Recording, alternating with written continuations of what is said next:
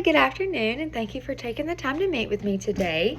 I'm Miss Mickler, your child's teacher, and I know that one of your biggest concerns that a parent can have is wondering whether or not their child's speech challenge could affect their learning, their confidence, and peer relationships.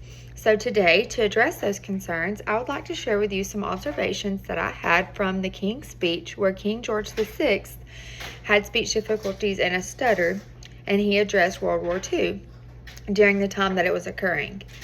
I believe his experience helps us understand what many children with speech or language differences go through on a daily basis and gives us an insight that it affects more people than you realize. And more importantly, I want to talk to you about what we can do together and how we can help your child be successful. When I watched the film, I noticed several specific behaviors that showed just how difficult speaking was for King George VI, both physically and emotionally. First, before he even began speaking, his neck and his shoulders became extremely tense, and his entire body just looked rigid and stiff, which showed to me that his anxiety began long before he even started speaking. Maybe when he was coming up and thinking about how difficult it was going to be for him, he started getting really nervous and tense, which we see a lot in kids. Second, he frequently avoided making direct eye contact with the people around him, and instead of looking directly at his audience, he would look down, he would look away, which showed that he had embarrassment and fear of what others were going to think about him or of him being judged. Third, he hesitated before beginning sentences. Sometimes he paused for several seconds before he could even get out the first word, and those pauses showed that he was anticipating how difficult the speech was going to be before he even attempted to speak.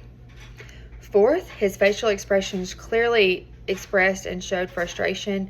When he would struggle with a word, you could see the disappointment on his face, almost as though he was blaming himself as he messed up with a word, even though the speech issue is something that he cannot control. And fifth, his breathing became shallow and uneven during stressful moments. That's another thing that we see a lot with kids whenever they start to feel sputtered or messed up, or like even just me right there, whenever they start to feel overwhelmed, they start to breathe heavy and their speech gets slower and shorter. So when he struggled with the word, you could see the disappointment on his face, and his anxiety became increased, and the stress made his speech even more difficult. Finally, after all of these difficult moments, his posture noticeably changed. He came from being rigid and stiff, and then his shoulders began to drop and his head lowered, and he just had a look of defeat on him. Those physical changes showed the emotional impact of his speech difficulty and how it affected his confidence, and how speaking and him messing up had just as much of an effect on him as the speech challenge itself did. Watching those scenes just reminds us that speech differences are about much more than words. They influence how a person feels about themselves and how they willingly participate in everyday life. They affect them more than a lot of times people often realize, and some people may not even realize that they have a speech difference, but because they're hyper aware of it, they think that everybody around them can notice it and is also thinking about that speech awareness. So what King George VI experienced in that speech is also something that many children experience, the same exact emotions and feelings whenever they're going to a school. So, for example, a child may avoid eye contact with their teacher because they're worried about being called on for a question, so they think that if they just don't look at the teacher, then they won't get called on. Or if they get reprimanded for something, they'll avoid direct eye contact, thinking that it'll just make it all go away. Or if they're called on to read, they start breathing heavily. And they may twist, fidget, tap, pick at their nails, all of those things while they're waiting to be called on, or if they anticipate that they may possibly get called on because they're worried about getting the answer wrong in front of others. These behaviors oftentimes signal anxiety more than they signal the lack of knowledge. A lot of times the student actually does know it, they just don't want to show it because they're anxious about it. A third child or another child, they may become quiet while all these others are outwardly demonstrating their anxiousness. Another child may be really quiet or sink down in their chair as if they're trying to blend in with the wall because they don't want to be laughed at or called on by the teacher. So as teachers and parents, it is important that we recognize these signs of emotional and physical stress instead of just assuming that the child is okay. So we've got to start paying attention to the signs and the cues that let us know what that child is going through and what is triggering that anxiety because of the speech conflict.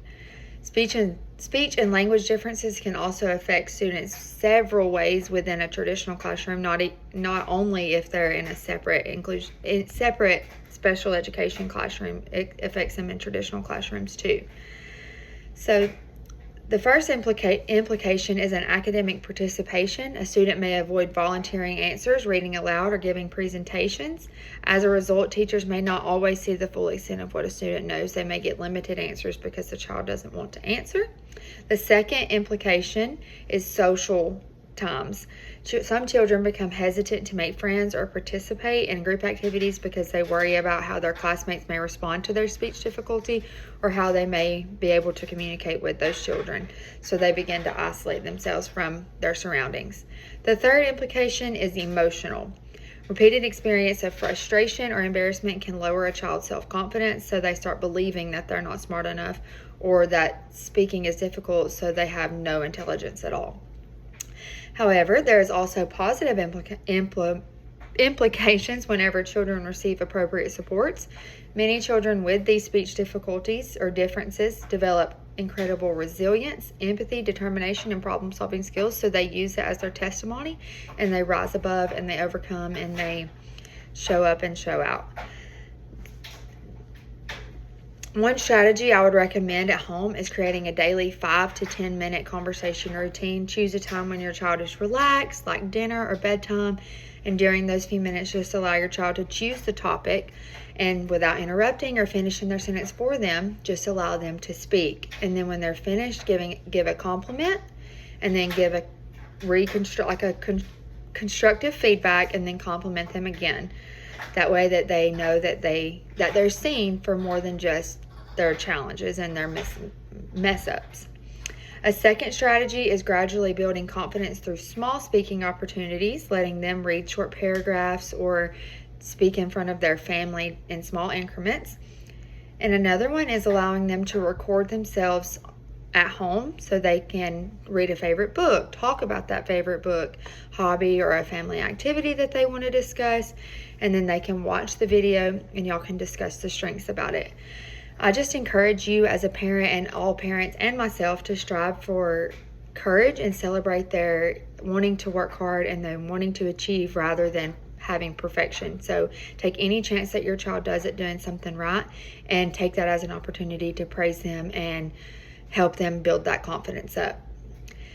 And another thing is just being an advocate for your child, and I'm always here to help. Thank you.